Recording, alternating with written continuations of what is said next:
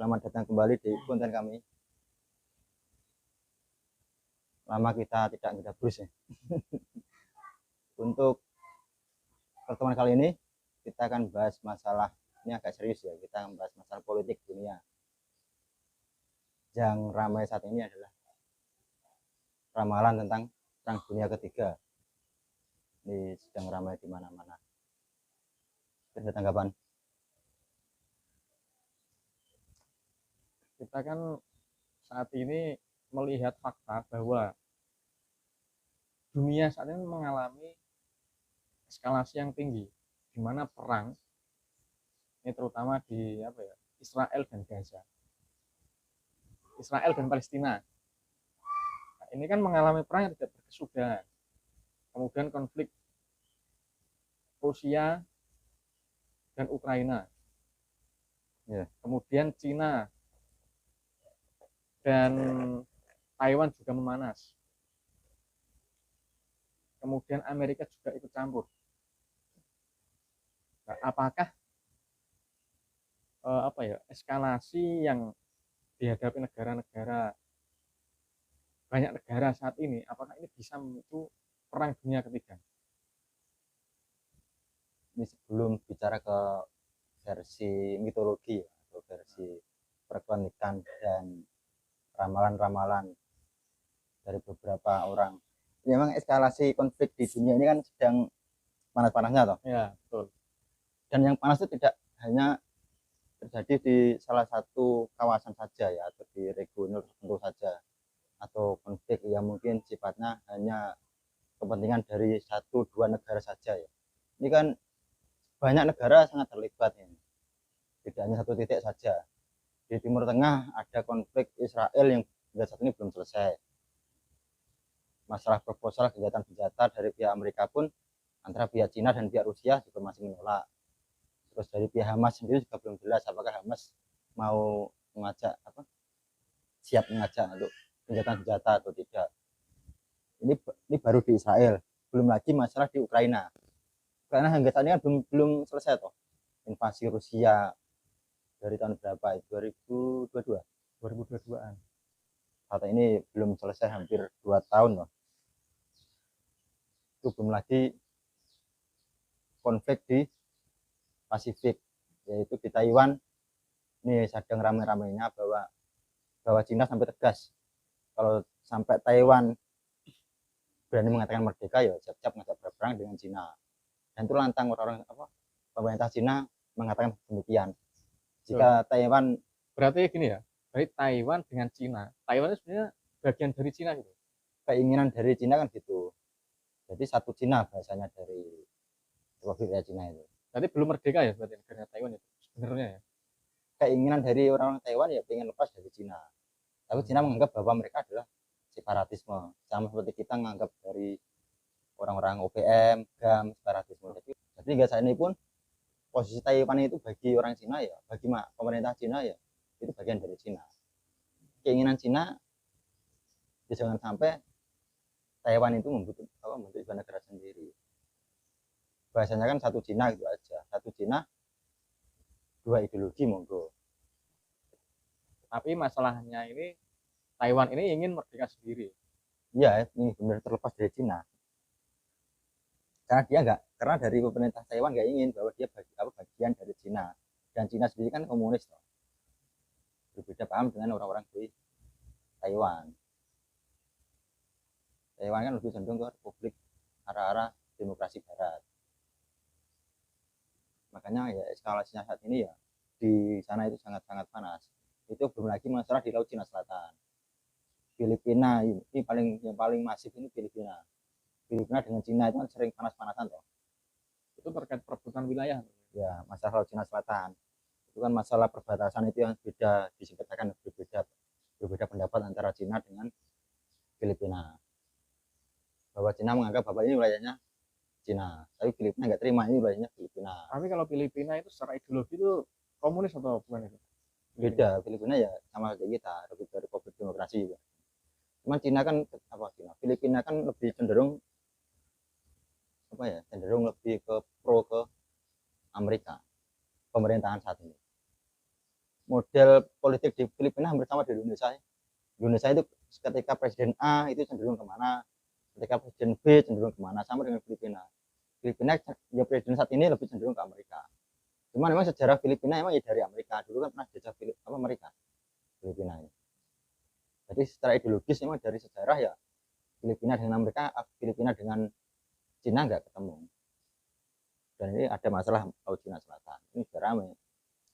Itu baru titik di Taiwan dan Filipina. Ini kan belum lagi kita mengarah di Kuba. Kuba saat ini juga lagi ramai-ramainya. Karena alutsista dari Rusia itu sudah mulai ada di Kuba. Kuba itu terletak pas di selatannya Amerika Serikat. Dulu kan pernah ada krisis rudal di Kuba itu. Ya masalah itu panasnya antara Uni Soviet dengan Amerika saat itu. Bahwa di sana itu sudah disiapkan corong-corong nuklir untuk siap menggempur Amerika saat itu. Nah, saat ini di pemerintahan Putin juga sama. Kemarin sudah mulai ramai alutsista kapal selam, kapal-kapal perang Amerika Rusia sudah datang ke Kuba. Sudah latihan militer di sana. Di benua Amerika itu sebenarnya lebih panas loh ketimbang di kawasan Asia. Di Amerika itu Amerika Selatan, pokoknya Meksiko ke selatan itu cenderung sangat anti dengan Amerika. Hanya beberapa kelompok negara saja yang pro Amerika. Politik di sana juga sama dengan politik kita di Indonesia. Ketika presiden ini berkuasa cenderung pro, ketika presiden ini berkuasa cenderung anti gitu aja. Nah, ini kan sangat menarik loh ketika alutsista dari Rusia itu sampai berkumpul di Kuba yang berpotensi bisa membawa hulu ledak nuklir. Kan tinggal menekan tombol saja. Nah, ini perang nuklir. kepentingan Rusia apa ini?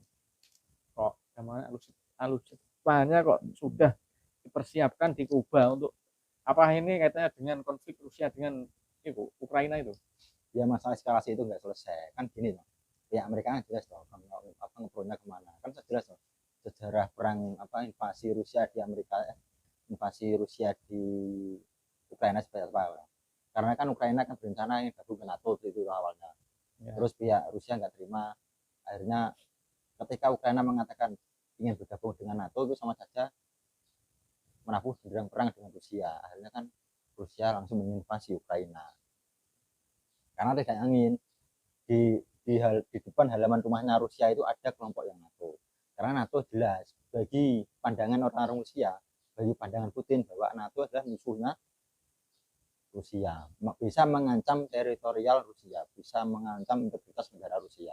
Itu NATO. Ini dari sudut pandang Putin. Nah, ketika depan rumahnya tetangganya sendiri mau gabung NATO kan berarti ancaman buat Rusia. Itu dari sudut pandang Putin itu. Jadi mau nggak mau Ukraina harus diinvasi. Jadi kan itu sejarah awalnya. Nah, mereka nggak terima kok ada negara preman hadir terus menginvasi. Kan secara secara hubungan internasional berarti kan juga kejahatan perang bagi Amerika. Makanya Amerika itu terus membantu Ukraina, mulai membantu memasok senjata, membantu secara modal, plus ya? Mensanksi. Kenapa kok Amerika selalu ikut campur? Itu kan bukan ranahnya Amerika sebenarnya. Ya ini kan ada dari dulu toh, ini bawahnya ada pertarungan ideologi, pertarungan paham. Bagi kelompok barat atau kelompok-kelompok liberal ini atau kelompok-kelompok dunia bebas itu kan bahwa kelompok-kelompok timur atau komunis atau sejenisnya ini kan sangat mengancam ideologi mereka. Bahwa negara-negara yang cenderung cenderung otoriter atau dikuasai oleh seorang tirani yang sangat mengancam demokrasi dunia. Jadi mau gak mau ya untuk menjaga demokrasi ini ya harus dijaga gitu loh. Makanya ya totalitas kayak Amerika, Prancis, Inggris dan lain totalitas tetap menjaga bagaimana demokrasi di dunia itu tetap terjaga. Bagi pandangan mereka kan Rusia itu mengancam demokrasi itu. Sebenarnya dia ingin ingin menjaga demokrasi, menjaga ideologi sebenarnya. Ya. Selain bicara bisnis loh, karena nggak semua diktator terus anti dimusuhi Barat enggak. Nyatanya Arab Saudi juga diktator. Nah itu. Nyatanya juga rukun dengan Amerika. bisa menarik kesimpulan bahwa ideologinya hanya sekedar apa ya, sekedar kedok sebenarnya, Ya dikatakan ngedok ya kedok, tameng, sekedar tapi tameng. dikatakan Kepentingan lebih dari itu kan sebenarnya menguasai sumber daya alam menurut saya loh. ya itu bisa jadi. Cuman kan bagi pandangan orang-orang demokrasi kan gini tuh, takutnya kan kelompok-kelompok komunis, kelompok-kelompok diktator itu kan mengancam demokrasi itu sendiri tuh. Secara ideologis seperti itulah. Secara ekonomi nanti lain lagi. Kenapa mereka bisa sampai sebagai negara adidaya ya?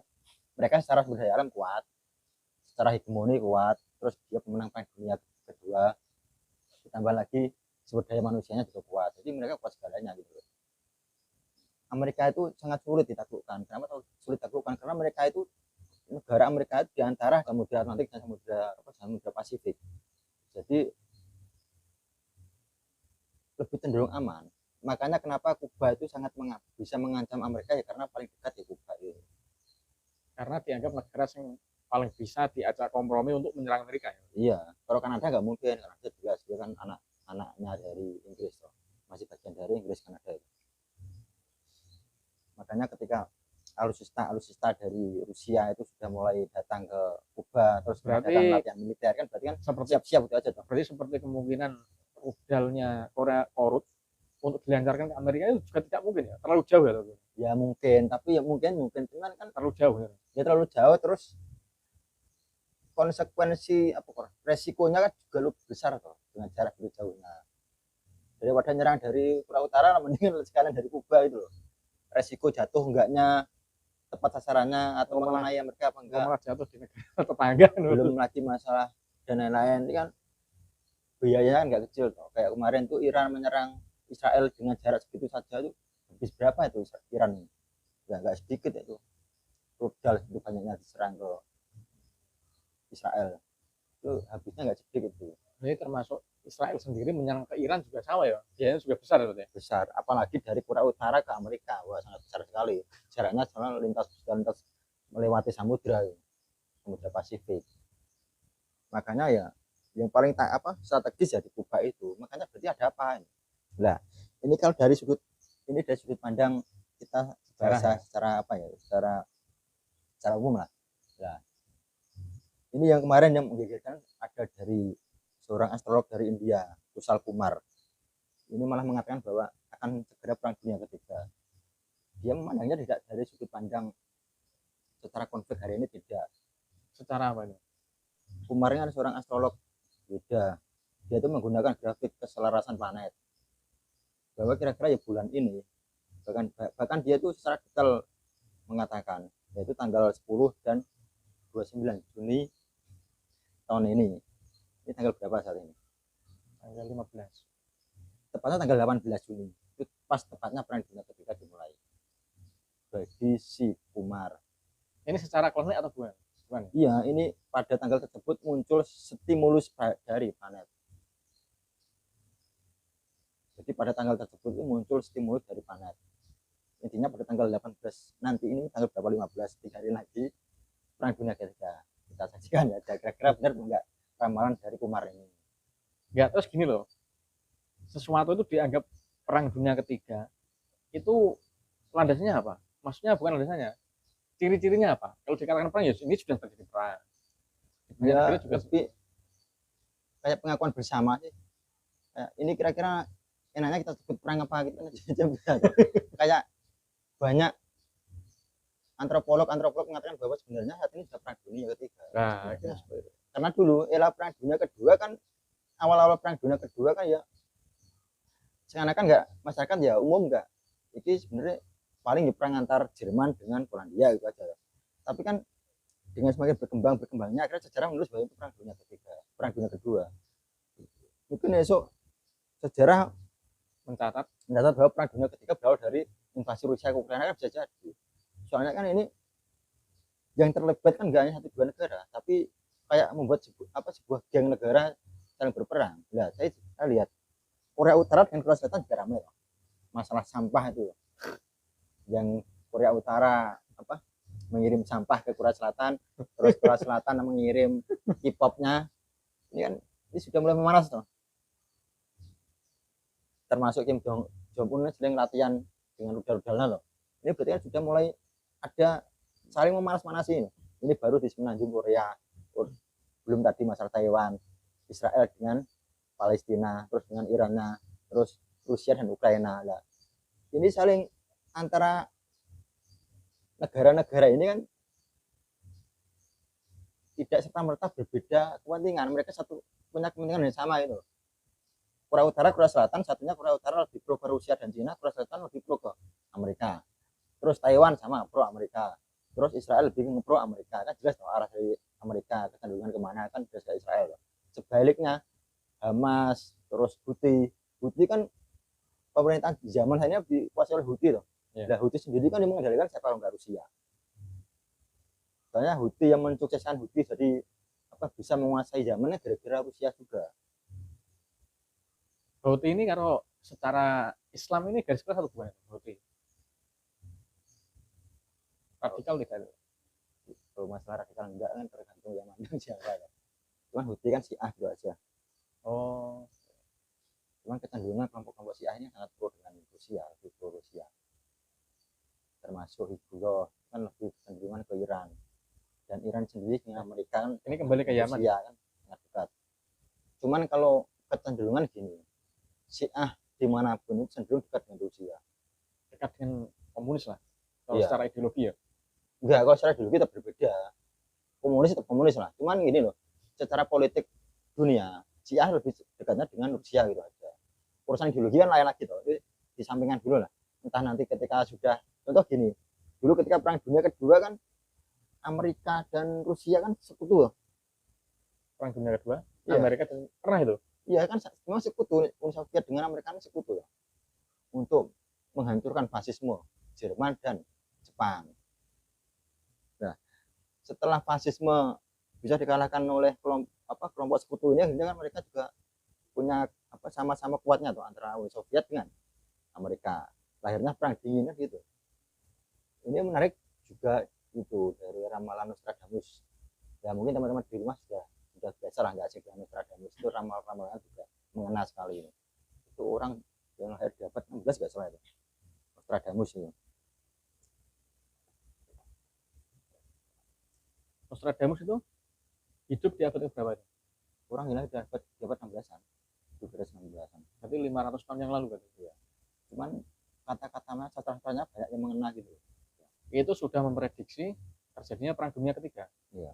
Sebenarnya gini, kalimatnya bahwa syair Nostradamus menyebut pertempuran dan pertempuran laut. Ini bisa diartikan bahwa pertempuran dan pertempuran laut adalah di Laut Cina Selatan. Dan musuh merah. Musuh merah maksudnya? Musuh merah biasanya komunis. Komunis. Itu mengarah ke komunis atau Cina gitu aja. Simbol merah kan kelompok-kelompok timur. Cina, Kuba, Rusia. Ini dari Nostradamus. Jadi teman-teman salah. Ya kira-kira ini dari sudut pandang perkelenikan seperti itu. Ini kan lah. Jadi kan dari sudut pandang agama pun juga banyak yang percaya bahwa Perang Dunia Ketiga akan ada, atau perang akhir zaman biasanya begitu ya. Kan banyak yang mengaitkan bahwa Perang Dunia Ketiga ini adalah perang akhir zaman, termasuk yang ada yang meramalkan Armageddon itu, terus mengatakan bahwa ketika Perang Dunia Ketiga itu, pasca Perang Dunia Ketiga ini kembali perang lewat dengan tombak dan panah. Ketika teknologi sudah hancur karena efek dari radiasi nuklir dan lain-lain itu toh. Terus secara fiksi ilmiahnya seperti itu, bahwa Perang Dunia Ketiga nanti adalah perang nuklir atau perang Armageddon yang dimaksud itu. Pasca perang Armageddon itu adalah akhirnya perang-perang yang sudah tidak menggunakan teknologi lagi karena sudah musnah, entah karena faktor dari radiasi nuklir atau masalah apa. Tapi kita kembali ke masalah zaman dulu lagi berarti ya. Ini kan versi anak-anak sebelah yang mengatakan bahwa akan ada namanya perang Armageddon atau perang akhir zaman. Ini kalau dikaitkan dengan urusan agama samawi itu tadi. Nanti ada namanya Nabi Isa atau Yesus turun dan lain-lain. Nanti ada Dajjal dan lain-lain. Kan seperti itu toh. Jadi kan coba dikaitkan kok ada nyambungnya gitu loh. Kita bicara secara teoritis politik, emang ya saat ini emang eskalasi konfliknya sangat tinggi. Dari sudut pandang ramalan mulai dari seorang astrolog tadi dari India, Kumar tadi mau ada perang, terus dari Nostradamus ini juga sangat ngeri ya kalau kita bicara ramalan dari astrolog Yoda ini. Dia sangat detail sekali bahwa kira-kira tanggal 18 ini bulan ini akan ada perang dunia ketiga ya. Kita tinggal berapa hari tuh, 3 hari lagi tanggal 15. Berarti pasca Idul Adha toh. Pasca Idul Adha.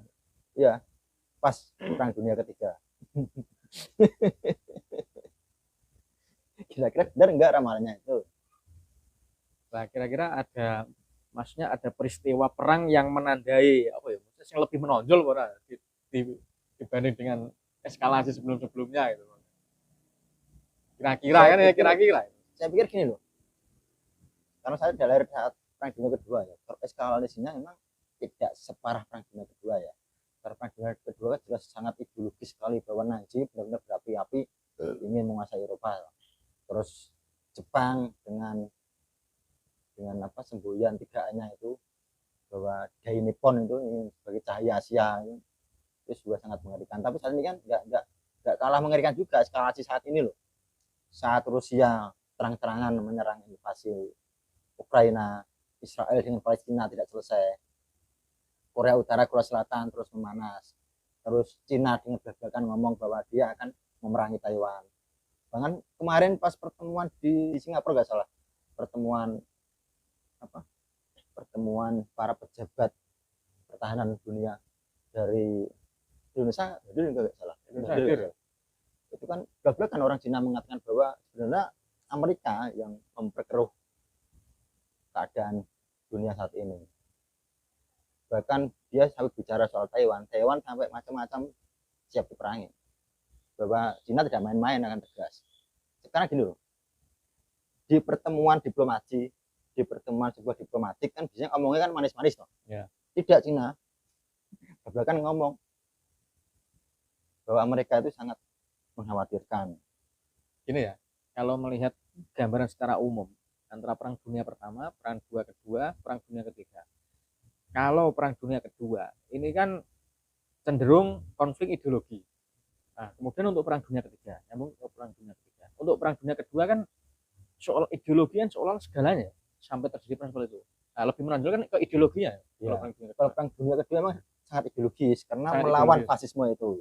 Nah, setelah perang dunia kedua kan perang dingin. Sama perang dinginnya perang ideologi. Perang ideologi karena perang pengaruh antara Uni Soviet dan Amerika saling mencari pengaruh. Nah, sekarang untuk perang dunia ketiga, apakah ini juga ideologis menurutmu? Ya masih ada hubungannya. Tapi jadi gini, tapi tidak terlalu perang dingin itu kan tidak perlu menonjol berarti ya secara ideologisnya. Gini, perang dunia dingin kan pengaruh dari perang dunia kedua. Ya. Nah, perang dunia ketiga ini banyak pandangan mengatakan bahwa perang dunia ketiga adalah efek dari perang dingin. Bahwa perang dingin nggak selesai, belum kan selesai saat ini. Seperti pernyataan dari Presiden Cina tadi ya, bahwa oke lah Taiwan itu apa ya, teranu yang penting gak merdeka meskipun kamu ideologi demokrasi gak apa-apa lah, yang penting kamu Cina. Jangan lepas dari Cina, satu Cina, kamu gak boleh merdeka sendiri. Nah, ini kan menunjukkan bahwa sebenarnya kan bukan perang ideologi, perang ke apa ya, lebih ke kapitalis apa mungkin cenderung ke yang penting wilayahku itu gue coba bisa ke wilayahku cuma nonton secara ideologi itu gak apa-apa. Iya. Ya cuman latar belakangnya tetap ideologi. Kenapa Taiwan ingin terpisah gara-gara masalah ideologi toh. Kan jelas no, alasan Taiwan ingin terpisah karena memang beda ideologi dengan Cina.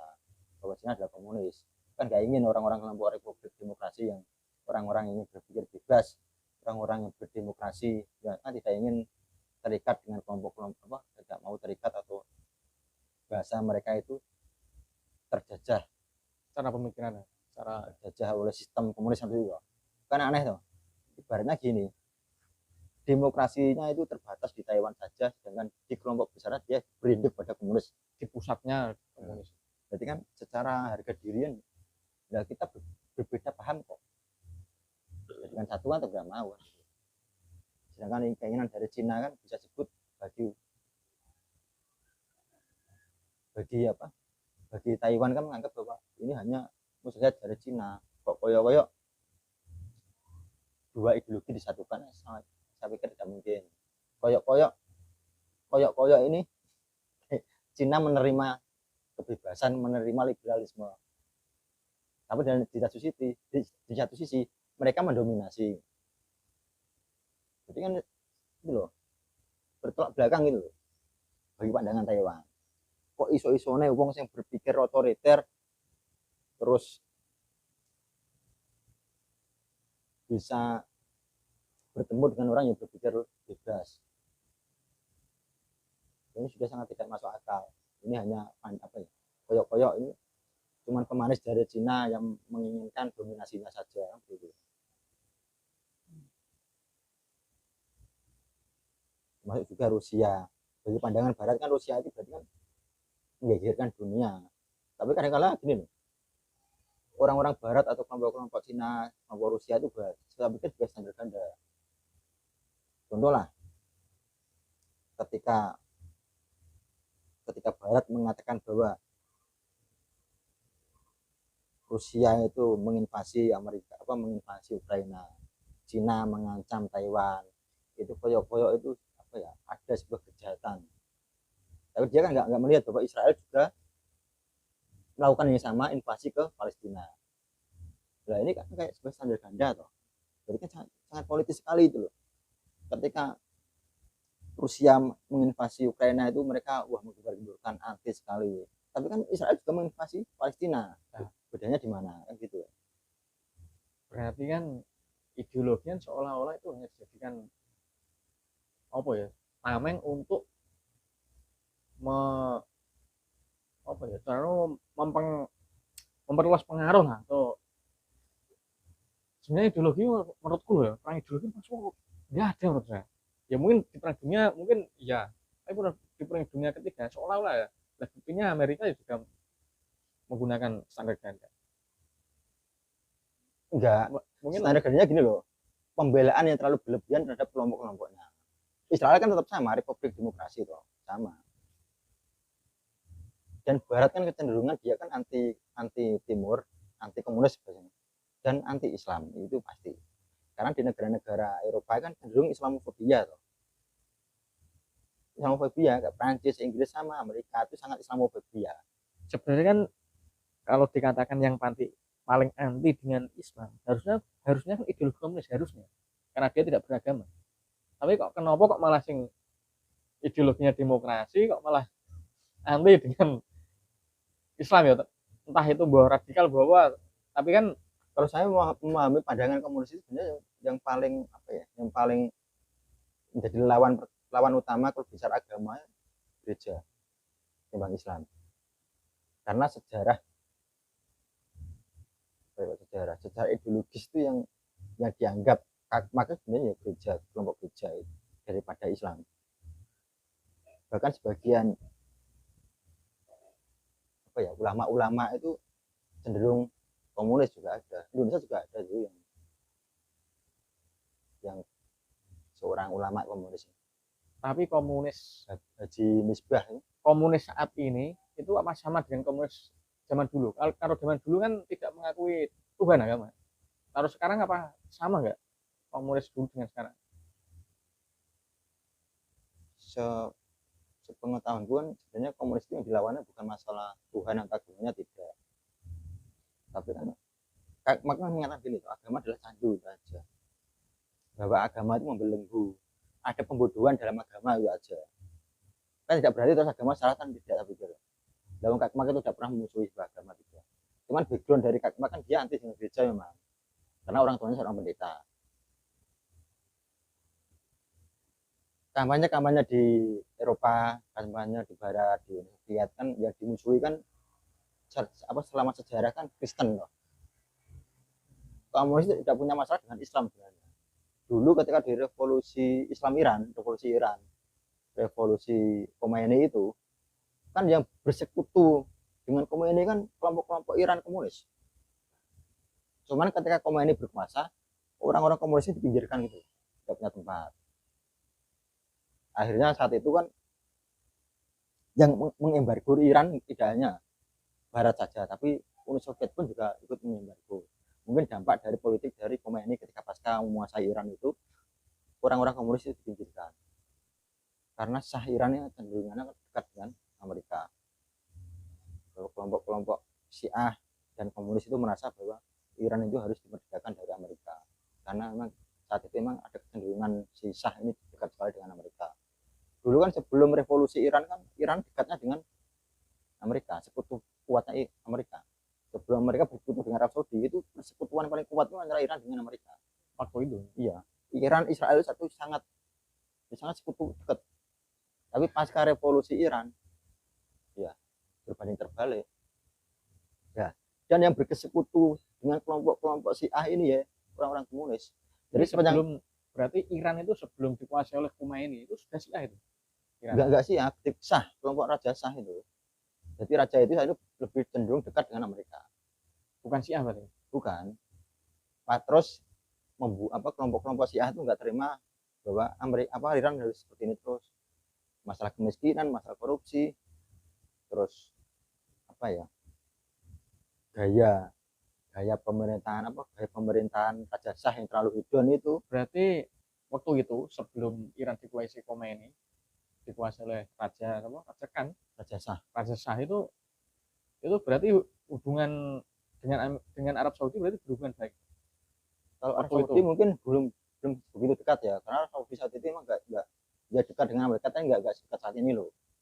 Kedekatan Arab Saudi sangat dekat dengan mereka saat ini toh, sangat dekat sekali gara-gara emang di Timur Tengah nggak punya sekutu lagi dengan Iran. Dulu kan sekutu kuatnya Amerika kan Iran. Nah, berhubung Iran bermusuhan dengan Amerika, ataunya Amerika punya mencari sekutu yang lebih dekat lagi, yang cari sekutu kuat, ya harus mendapat sekutu kuat lagi di Timur Tengah selain Israel, yaitu Arab Saudi. Karena Arab Saudi ada petrodolarnya. Ya, kembali lagi masalah ekonomi tadi, karena yang menguasai aset-aset itu, yang menguasai minyak di Iran itu kan dikuasai oleh sebagian besar oleh perusahaan-perusahaan Amerika. Ya, kelompok-kelompok Syiah itu merasa kemiskinan di bangsanya, terus masalah ketertindasan bangsanya, masalah ekonomi makin krisis, itu kan akhirnya membuat mereka memberontak loh. Raja Shah harus dipulihkan. Itu kan yang persekutuan yang terjadi antara kelompok komunis dengan kelompok Syiah. Jadi sebenarnya sejarah itu nggak ada hubungan, aslinya komunis dengan Islam itu nggak ada masalah. Dikatakan komunis bersekutu dengan Islam ya bisa saja. Oh, di Indonesia saja kan banyak ulama-ulama PKI dulu, termasuk Haji Misbah. Hanya saja kelompok tertentu terus menggoreng seakan-akan PKI anti Islam itu aja. PKI itu hanya menggarisbawahi anti agama. Agama dimaksudkan Kristen aslinya. Tapi kalau kembali ke itu ya, sejarahnya Tan Malaka. Tan Malaka kan dulu pernah menjadi ketua komunis se-Asia, betul itu? Asia Tenggara, betul. Tan Malaka. Ya. Nah, kemudian Tan Malaka sendiri kan tidak sepaham dengan komunis. Kemudian mendirikan partai Murba. Iya. Nah, alasannya varian-varian sosialisme banyak sekali loh. Kayak Bung Karno juga punya sosialismenya ala Bung Karno, yaitu Marxisme. Macam-macam sosialisme itu. Belum lagi nanti varian-varian dari komunis. Kayak komunis di Cina itu sudah beda dengan komunis ala Lenin, ala Stalin. Bahkan banyak mengatakan bahwa model-model pemikiran Stalin dan Lenin berbeda dengan pemikiran yang dimaksud dari Kakmat. Termasuk Mao Zedong itu punya pandangan berbeda terkait komunisme. Makanya dia membuat ideologi baru namanya Maoisme. Soekarno membuat Marxisme. Sosialisme itu sangat beragam variannya. Dan di dalamnya komunis juga sangat beragam variannya. Jadi antara varian-varian itu berbeda sekali. Mungkin ada juga kelompok komunis yang sangat anti-Islam juga ada. Tapi ada juga kelompok komunis yang sangat Islam. Contohnya di Indonesia adalah Haji Misbah. Dia seorang ulama, tapi dia komunis. Nah, di Timur Tengah juga banyak gerakan komunis, tapi dibangun oleh para ulama.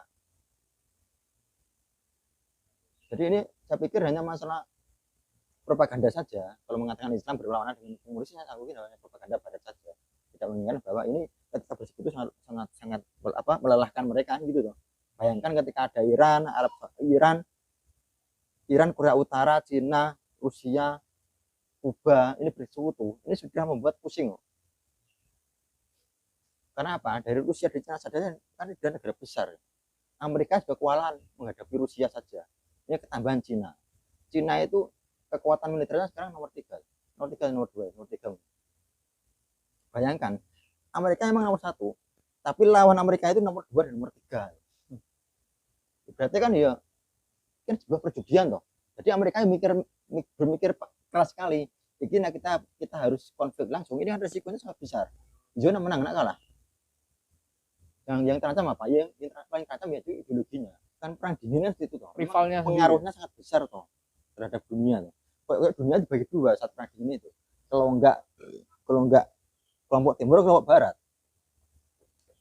Korea Utara cenderung ke Uni Soviet, Korea Selatan ke Amerika, Jepang ke Amerika, Cina ke Uni Soviet, termasuk Indonesia. Indonesia juga dulu ada rame-rame di 30 PKI loh. Andai kata terus PKI ini kuat, kan bisa jadi ada dua skenario. Kalau nggak Indonesia komunis, ya Indonesia ada dua, Indonesia Barat, Indonesia Timur, Indonesia apa tuh? Mungkin Indonesia Utara atau Indonesia Selatan itu aja. Jadi mungkin yang Jawa dikuasai komunis, nanti daerah Kalimantan dikuasai kelompok revolusi demokrasi, mungkin saja seperti itu. Berhubung PKI saat itu bisa dikalahkan, ya Indonesia masih bisa menjaga Pancasilanya. Saya pikir kalau masalah komunis dengan Islam itu juga bisa dibenturkan. Tapi kalau komunis dengan Pancasila masih bisa dibenturkan. Karena bagaimanapun tidak bisa ideologi azas Pancasila itu cuma komunis. Saya pikir nggak mungkin. Makanya ketika alasannya apa ya? Gini, karena pandangan komunis itu satu, bahwa dia itu mengkudeta negara. Itu sudah bagian dari manifesto dari pemikiran Katman. Bagaimana untuk membuat kelas sosial ini untuk apa ya? Untuk mengalahkan kelas sosial ini, untuk meleburkan kelas sosial ini, atau untuk apa ya? Untuk menghapus kelas sosial itu dengan mengkudeta. Jadi saat itu saya pikir Bung Karno itu ada di dua kaki. Enggak, antara Bung Karno terus super semangatnya Soeharto dengan PKI ini gini. Jadi Soekarno ini sangat berarti catur itu sudah ke pojok. Ketika PKI menang, otomatis PKI akan mau kudeta negara. Sama ketika super semar Soeharto ini yang bisa mengalahkan PKI, super semarnya ini bisa menjatuhkan Soekarno. Kan terbukti dong dengan super semarnya Soeharto kan bisa digulingkan. Sama ketika kelompok-kelompok dari Soeharto ini bisa dikalahkan PKI, ya sama PKI kan menguasai negara. Kalau seandainya PKI waktu itu menguasai negara, apakah Bung Karno ini bisa digulingkan atau tidak? Ya itu ya menurut analisamu. Bisa banyak skenario ini. Karena emang Bung Karno sangat dekat dengan komunis yang jelas. Dia kan sampai membuat Nasakom loh. Yang jelas dia sangat dekat dengan komunis. Tapi kan satu sisi kan komunis kan ideologinya jelas, dia harus mengkudeta. Itu jelas. Di belahan dunia manapun, ketika ada kelompok-kelompok komunis. Tapi kan di satu sisi, gini ya. Karena kan komunis tidak akan sampai kapanpun komunis dengan Pancasila sampai kapan tidak akan tidak nyambung ya. Bisa tidak nyambung, maksudnya gini loh. Bicara politik nggak nyambung gimana? Karena bagaimanapun itu saat andai kata PKI menang, dia mulai bendera, mungkin mulai azasnya ganti semua. Nah, di satu sisi Bung Karno kan dia juga seorang Pancasilais, di satu sisi juga mengadopsi komunis. Iya, dia kan Nasakom. Dia kan sistemnya kan kompromi toh. Dia lebih ke paham pemikiran yang kompromi atau ideologi kompromis. Yaitu antara nasionalis, agamis dan komunis. Nasakom itu. Tapi saya pikir nggak mungkin. Karena di belahan dunia manapun, berarti kelompok nasionalis dan kelompok komunis tidak akan ketemu. Kalau agamis Islam itu dengan komunis, saya pikir berarti Nasakomnya Bung Karno itu menurut analisamu berarti tidak mungkin berarti? Tidak mungkin. Karena coba cek di sejarah di belahan dunia manapun. Ketika komunis berkuasa ya semua komunis. Mulai lambang negara mungkin lambang kita akan Palu-Arit. Mungkin ya nggak apa-apa ada Garudanya, mungkin Garudanya berubah. Garuda terus ada gambarnya Palu-Arit. Jelas itu. Benderanya nggak mungkin merah putih, mungkin merah putih ada Palu-Aritnya sebelah mungkin. Atau merah terus ada Palu-Arit. Karena komunisnya jelas tuh. Contoh Vietnam lambangnya kan merah, tengah bintang warnanya emas tuh. Ya. Di belahan dunia manapun sama. Cina ya lambang benderanya itu bendera merah, ada bintang merah, bintang warna emas. Mungkin saja ketika Indonesia itu dikuasai PKI nanti ya agak merah putihnya, abang mungkin ada Pancasila atau apa atau Palu-Arit atau apa bisa jadi. Karena bagi orang komunis kan sakral sekali simbol. Berarti kalau Pancasila ini menurutmu itu ideologi sing bentuknya piye to menurutmu? Kayak komunis juga. Apa kapitalis apa piye? Bentuknya apa gabungan antara agamis sama kapitalis apa Nah, kalau sistem ekonomi kita kan sistem ekonomi kerakyatan ya. itu yang lebih apa ya, cenderung campuran.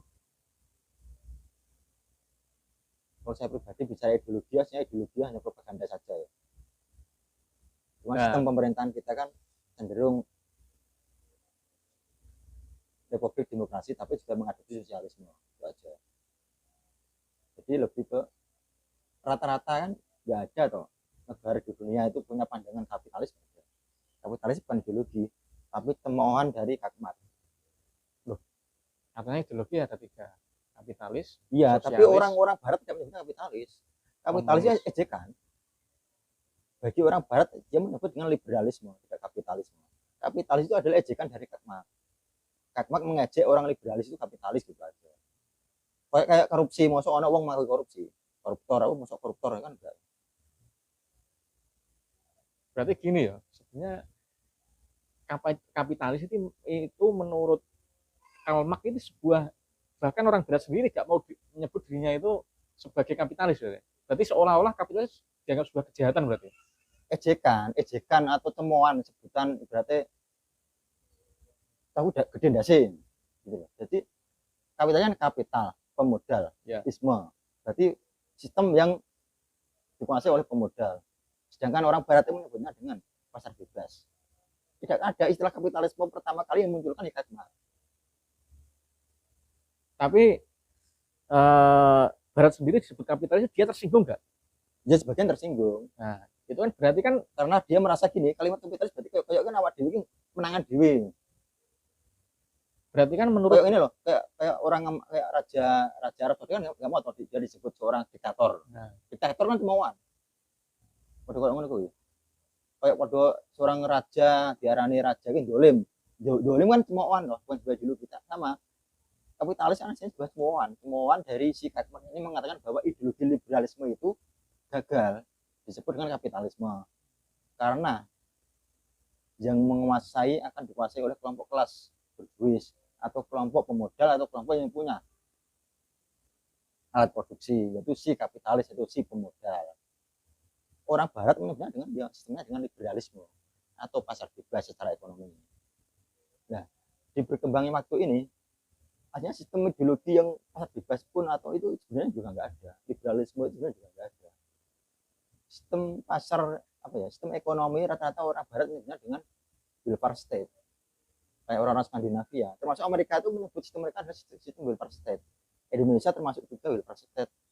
apa itu maksudnya? Welfare state itu ibaratnya kayak mungkin teman-teman bisa belajar jadi welfare state itu apa, intinya gini, kalau di Skandinavia itu pajaknya tinggi-tinggi, pajak sangat tinggi, pajak apa sangat tinggi, urusan retribusi ke negara tinggi sekali. Ya. Tapi kok nanti arahnya ketika pajaknya tinggi-tinggi nanti untuk urusan sosial, jaminan sosial untuk ya kayak di Indonesia kayak BPJS, kayak KIP, KIS sama. Jadi di Skandinavia itu pajaknya sangat tinggi sekali. termasuk di Amerika juga. Iya mungkin ya, cuman mereka kayak Skandinavia ya.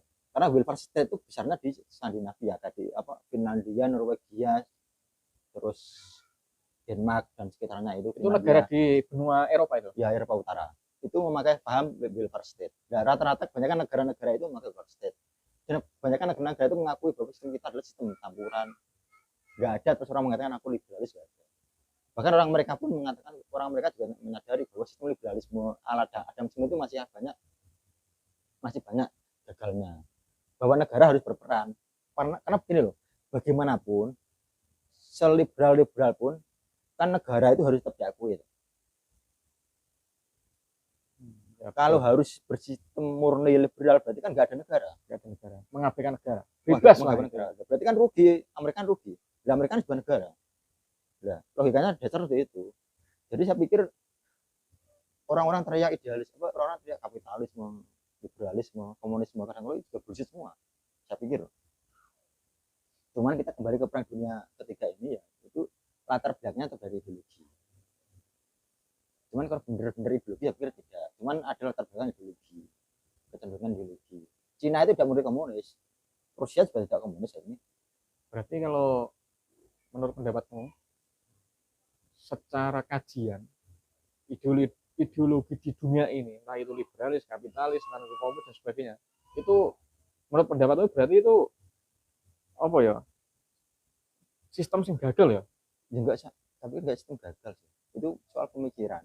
Cuman gini loh. Pemikiran sing konsepnya orang-orang jelas mas. Maksudnya Iya, tidak menyeluruh gitu loh mas. itu sama saja dengan nek. Nah, iya. Gini, makanya kita kembali ke titik awal bahwa ini kan konten kita kan konten kenek toh.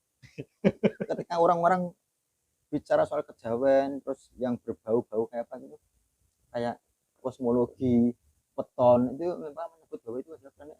Sama kita pun bisa mengatakan bahwa ideologi juga kenek. Oke, berarti gini. Kita bahas dari sisi tadi loh. Ya. Ideologi sebagai konek tadi loh. Itu menarik. Nah, emang kenyataannya Kenyataannya kan itu saya pikir sangat utopis itu loh. lah iya, tidak mungkin terjadi itu loh mas.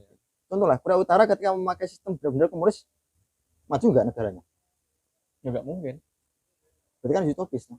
Sama ketika orang-orang Barat meneriakkan sebuah liberalisme, Mengabaikan sebuah negara. tapi nyatanya juga mereka bayar pajak, mereka juga tertib sama hukum, tertib dengan polisi. Mestinya kalau liberalisme ya benar ya anarkis, tidak perlu negara. Saya pikir, jadi saya pikir berarti ideologi kan utopis saja, hanya apa ya? Ya kayak yuk balik-balik kena. Makanya ketika mereka terus mengatakan kejawen itu kena, ketika mengatakan weton kena, enggak ideologi juga kena. Coba teman-teman pikir, kira-kira ideologi itu kena apa enggak? Kena itu balik-balik kembali keyakinan masing-masing. Saya pikir hanya propaganda saja. Bahkan di komunis itu, tiap-tiap negara komunis itu selalu ada kementerian propaganda. Jadi kementerian propaganda itu tugasnya ya bagaimana agar masyarakat tetap berpaham komunis, setia dengan komunis. Makanya kayak di Korea Utara itu piye yo benar-benar sangat komunis ya. Makanya sangat khawatir ketika Korea Selatan menyebarkan kampanye K-pop itu. Ini kunang masyarakatnya berubah paham. Sama ketika orang-orang liberalis sama dia juga menyebarkan propaganda lewat media-media. Kalau itu komunis jahat. Bahkan kalau di negara komunis malah Islam malah ada dibentuk kementeriannya berarti ya. Iya. Ada kementerian propaganda. Cuma kalau di negara di sistem liberal atau sistem barat kan nggak ada toh. Kementerian propaganda itu nggak ada. Kalau di Indonesia berarti kurang lebihnya sama dengan itu ya mungkin ya. Mungkin dulu dengan dibentuknya apa itu loh? Kementerian Penerangan atau apa? Ya, yang lagi terbaru Mahfud MD Megawati anggotanya. Ya, ya itu sama. Kalau seperti itu. Penegakan Pancasila atau gimana? Mereka ya, tapi kan juga sama. Cuman kan halus toh. Propaganda kan kasar toh. Masuk Kementerian Propaganda. Ya, kalau di Barat kan memang nggak ada Kementerian Propaganda, tapi sama mereka memakai media rata-rata Barat itu. Bahwa media itu bisa dimanipulasi. Termasuk kemarin kita kan sudah terbiasa toh lihat hoax-hoax gitu. Apakah di Barat tidak memakai hoax sama saja untuk bisa membuat bagaimana agar ideologi dia terlihat benar-benar emasnya gitu. Kalau kita benar-benar fair, yang paling demokratis sebenarnya Indonesia. Sekarang kita lihat Inggris punya ratu kok. Belanda punya ratu. Jepang punya kaisar. Kok mereka teriak-teriak bahwa mereka paling demokrasi? Mereka juga punya simbol negara yang disakralkan kok. Dikatakan tirani ya mereka tak tirani, ada kerajaan kok. Jadi kan dulu situasinya ideologi. Kalau memang liberalisme ya sebenarnya ya nggak ada Amerika Serikat. Kan negara rugi ya sistem benar-benar. Sistem dibuat benar liberal itu sangat rugi negara, sangat utopis. Jadi saya pikir liberalisme ya utopis, komunis juga utopis, dan itu sangat mungkin kembalinya nggak pernah itu. Berarti kalau ditarik kesimpulan, ideologi yang paling masuk akal itu Pancasila berarti? Ya bagi kita Pancasila. Enggak bagi kita lah. Maksudnya bagi orang Indonesia Pancasila. Enggak, menurut itu loh dari berbagai kajian lah liberal ya bagi alam pemikiran Indonesia Pancasila itu aja. Kalau bagi orang global ya itu sama saja kita sejahat komunis dan kapitalis toh. Kita sejahat mereka. Karena gini, kejahatan paling besar yang dilakukan oleh mereka saya pikir satu, memaksakan ideologinya harus diakui seluruh dunia itu aja. Itu kejahatan besar mereka. Wah, menarik kata-katamu ya. Penjajahan dulu kan penjajahan kolonialisme tuh. Tapi ketika penjajahan perang dingin kan penjajahan ideologi. Bahwa koyok-koyok itu kita harus dicekoki oleh kalau enggak melok liberal ya kon komunisnya gitu. Itu lah Korea Utara, Korea Selatan. mereka loh kayak nggak punya jati diri. Meskipun Korea Utara itu punya juche sistemnya. Nah, tadi ya, maksudnya Pemerintahan aku juche, malah tertarik, sistemnya juche. aku malah tertarik karo pernyataanmu mau lho. Sing kejahatan terbesar adalah memaksakan apa ideologi ke seluruh dunia tadi. Nah itu loh, aku tertarik di situ. Ini kalau Nah, di nah itu kan efek dari perang saudara di mana-mana gara-gara persaingan ideologi loh. Sampai hingga saat mau perang dunia ketiga ini. ini kalau ditarik ke konteks saat ini loh, maksudnya konteks saat ini dengan adanya apa ya beraneka ragam pemahaman lah kan itu di komunitas apapun itu, entah di komunitas politik, entah di komunitas agama dan sebagainya. Nah ternyata kan kalau ditarik ke situ kan memaksakan sebuah keyakinan atau ideologi apapun bahasanya lah, itu kan sebuah kejahatan lah. Iya. Ya pikir gitu. Nah, ini Karena efeknya perlu kan gini toh. diwaspadai juga itu. Efeknya kan soal kemanusiaan juga toh. Dari perang di mana-mana. Kayak di Indonesia kita sudah merasakan G30 PKI toh. Ya. Andai kata PKI menang juga sama nasibnya. Nanti kelompok-kelompok yang Soeharto dan lain juga akan dieksekusi. Ketika PKI kalah juga sama, mereka dieksekusi. Di Vietnam juga sama. Ketika Vietnam nanti yang andai kata yang menang Amerika juga mungkin kelompok-kelompok komunis juga harus dieksekusi dan sebaliknya. Dan kejahatan berdarah ini saya pikir ya perang dingin itu sangat efeknya lebih luar biasa karena penjajahannya tidak hanya penjajahan fisik tapi ke penjajahan pemikiran. Kalau dunia itu harus dibagi dua gitu. Kalau enggak melok komunis ya melok liberalis. Dan Indonesia itu masih selamat, Indonesia Pancasila masih selamat tapi ya Indonesia tidak benar liberal kita. Kalau seandainya ya Pancasila go internasional menurut karena dianggap kan ideologinya yang paling lah jadi berhasil lah nyatanya juga ada konflik, bahkan berbagai bangsa kesatuan menjadi satu negara yoiso dengan Pancasila. Nah seandainya Pancasila ini dipropagandakan ke go internasional itu menurut itu masuk akal gak? Bisa, cuma itu masih butuh waktu ya karena kita kan juga PR kita kan juga masih banyak loh PR negara kita. Loh kita saja itu masih punya PR dengan separatisme dengan UPM kok. Dengan KKB Papua itu juga masih belum selesai.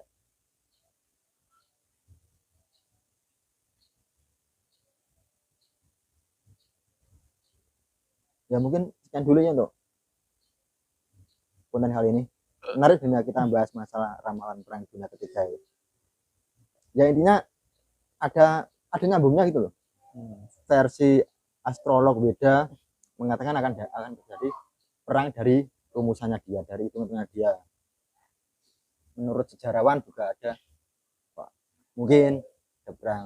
Kalau kita menurut saat ini kita melihat dari keadaan eskalasi politik saat ini kok ya tenan. Nostradamus juga punya ramalan kayak itu lah. Jadi kan ya kita kembali ke pandangan kita masing-masing. Mungkin beda bus kita dibilang klenek ya silakan. Kalau kan sama saja toh kita juga bisa kok menyebut ideologi sebagai klenek kan juga sama saja gitu. Oke cukup. Ya mungkin cukup sekian dulu ya untuk pertemuan kali ini. Mungkin kita akan fokus masalah misteri saja ya, kita fokus masalah perkelenikan dan konspirasi. Entah nanti ada benar-benar akan ada apa namanya Armageddon untuk akhir zaman, berarti kan memang ya tembus lah. Berarti itu tidak planet lagi ya, sudah tembus. Entah perkataan dari si Kumar ini benar atau tidak, berarti ya kita lihat tanggal 18. Kira-kira itu benar-benar omongan beneran atau tidak. Cuman kalau menurut saya pribadi, ini saat ini sudah perang dunia ketiga. Tidak nanti tanggal 18. Saya pribadi tidak perlu menunggu tanggal 18. Ya. Saat ini kita sudah mengalami perang dunia ketiga. Tinggal nanti cucu-cucu kita menulis bahwa perang dunia ketiga dimulai tanggal berapanya aja. Tapi kan kita sudah merasakan perang, efek ekonomi kita sudah mulai merasakan gitu kan. Ukraina nggak selesai, Israel nggak selesai, Korea Utara Selatan mau perang lagi, Taiwan mau perang sama Cina. Berarti kan sudah perang dunia ketiga. Hanya saja belum membesar gitu aja. Mungkin saja membesarnya nanti tanggal 18 mungkin saja. Semoga ramalannya itu benar enggaknya nggak tahu. Kalau harapan kita sebagai rakyat kecil ya, tetap ada macam lah. Kalau usah perang lah. Ya. Perang kan resikonya banyak, termasuk beras mahal, apa mahal, rokok mahal kan ya repot, susu anak mahal kan ya repot. Ya mungkin cukup sekian dulu ya untuk pembahasan kali ini. Urusan tembus tidaknya ya itu walau alam. Terima kasih untuk teman-teman yang tetap setia mendengarkan Gedabus kita yang 13 ini. Terima kasih dan sampai jumpa kembali.